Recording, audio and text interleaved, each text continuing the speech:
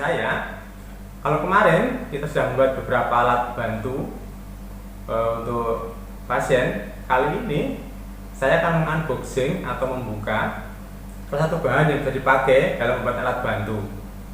Ini adalah Dynacase Preload yang kemarin kita pakai untuk membuat splinting. Kali ini saya akan mencoba menerangkan apa itu Dynacase Preload. Dynacase ini ada berbagai macam ukuran. Dan yang paling kecil ukurannya adalah 7,5 cm dengan panjang sekitar 4,6. Ada juga yang 10 cm seperti yang saya punya, ya, 10 cm dengan panjang 4,6 meter. Ada juga yang ukuran 12,5 cm dan panjang 4,6 meter. Ada juga yang lebar 15 cm, tapi saya susah mendapatkannya. Untuk harga dan cara pendapatan alat ini, bahan ini, bisa dilihat di kolom deskripsi. Dalam satu box ini berisi 2 dus Dynacase Preload dengan ukuran yang sesuai dengan yang tertera di dusnya. Jadi yang seperti ini adalah 2x2 dengan ukuran 10 cm kali 4,6 meter. Dynacase Preload ini biasanya dipakai dokter atau tenaga kesehatan dalam bidang ortopedi, khususnya untuk fiksasi patah tulang atau pembuatan splint.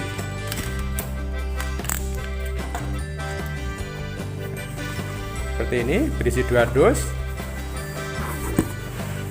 dengan ukuran yang berbeda.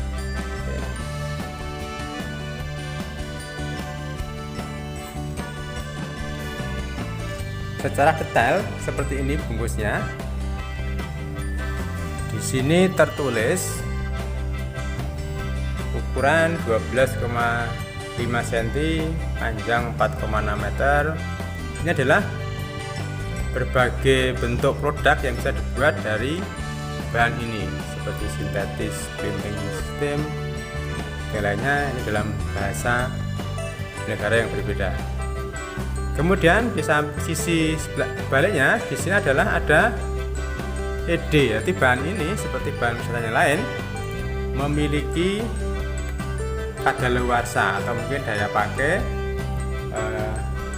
dalam waktu tertentu seperti ini. Ya, ini expirednya adalah bulan 8 tahun 2020. Setelah masa ini nanti bahan ini akan rusak atau mungkin dalam pemakaian akan tidak bagus, hasilnya akan berkurang. Kemudian di sini adalah ada beberapa contoh pembuatan, ya, ada instruksinya.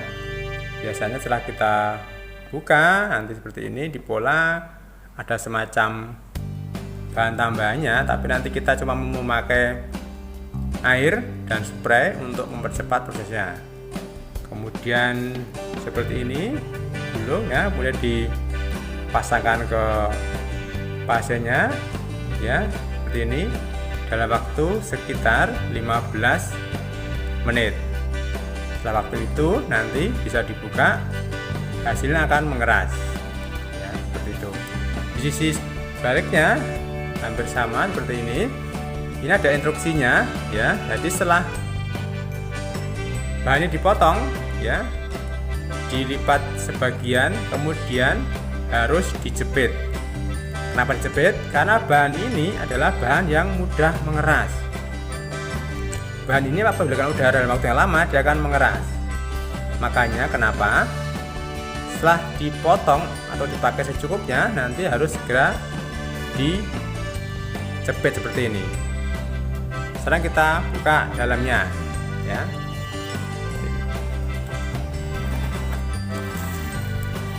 Dalamnya berisi gulungan, ya.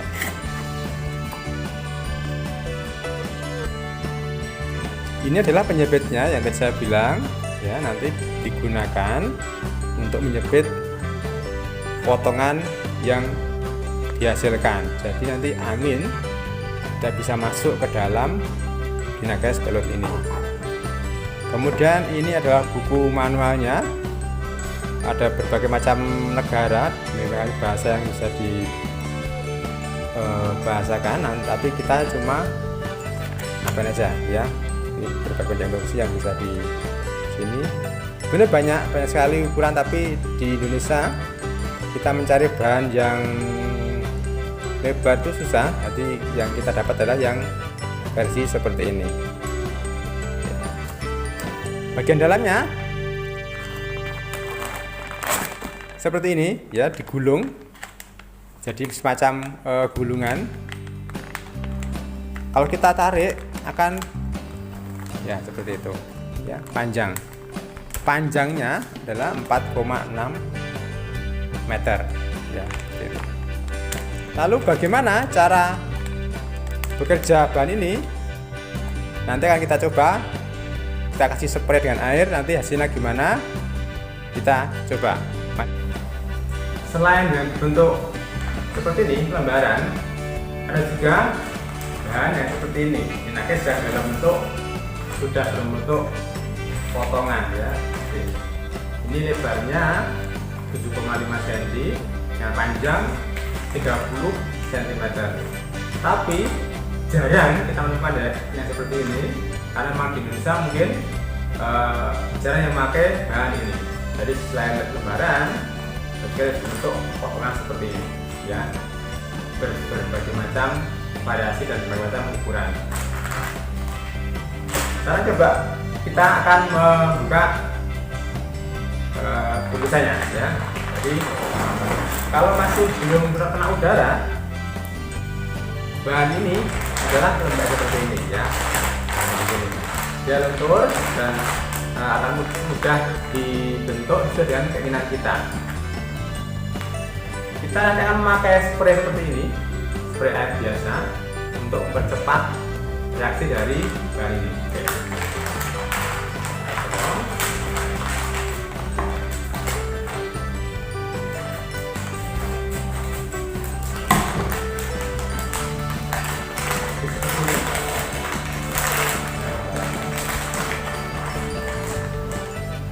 Nah, coba kita akan ambil secukupnya.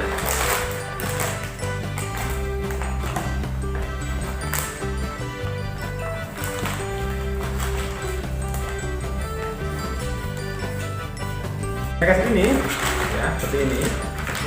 Di luar itu ada semacam kapas pelindungnya seperti ini. Kalau kita buka seperti ini ya, sebenarnya yang adalah yang ini yang dipakai ya. Ini berbentuk seperti serutan atau mungkin macam tenunan ya. Ada sedikit lembek begitu, kan ini bahan yang dipakai untuk nanti mengeraskannya, semacam tenunan dari serat bahan yang saya nggak tahu apa ini, tapi ini sebenarnya lentur sekali ya, lentur sekali. Kelemahan dari bahan ini adalah bahan ini mudah kotor, jadi kalau nanti dalam pemakaian harus benar-benar yang bersih sehingga kotoran tidak masuk ke dalam bahan ini berbentuk serat, mungkin ada semacam serat di dalamnya, jadi berapa kotornya. Ini adalah spons pelindung yang nanti setelah dipotong dibuka ini bisa diambil jadi bahan seperti ini. Jadi sambil kita nunggu reaksinya seperti apa, kita coba dengan spray lagi, yang satu lagi ya.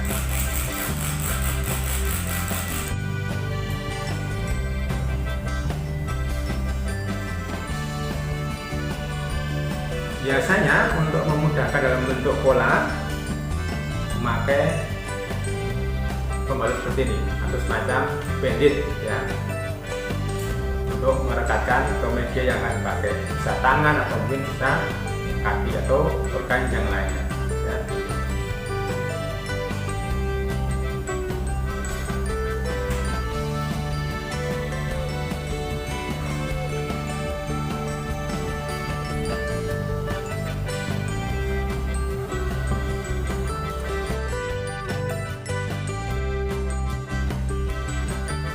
Setelah kering, kita coba buka.